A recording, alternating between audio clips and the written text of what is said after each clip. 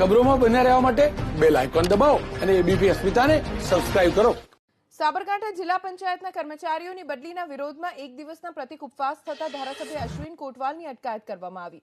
જિલ્લા વિકાસ અધિકારી રાજકીય દબાણના કારણે કર્મચારીઓની બદલી કરી હોવાનો આરોપ લગાવી અશ્વિન કોટવાલે એક દિવસના પ્રતિક ઉપવાસ પર બેસવાની જાહેરાત કરી. જિલ્લા પંચાયત સામે અશ્વિન કોટવાલે ઉપવાસ શરૂ કરતા પોલીસે તેની અને અન્ય 15 કાર્યકર્તાઓની અટકાયત કરી છે. થોડા દિવસ પહેલા 105 તલાટીઓની બદલી થતા તલાટીઓએ અશ્વિન કોટવાલ સમક્ષ રજૂઆત કરી હતી. માન્ય જિલ્લા વિકાસ અધિકારી શ્રી ને ભગવાન સદબુદ્ધિ આપે અને જે કર્મચારીઓને અન્યાય થયો છે એમને ન્યાય આપવા માટેના પ્રયત્નો કરે એ માટેનો આટલો સમય છે.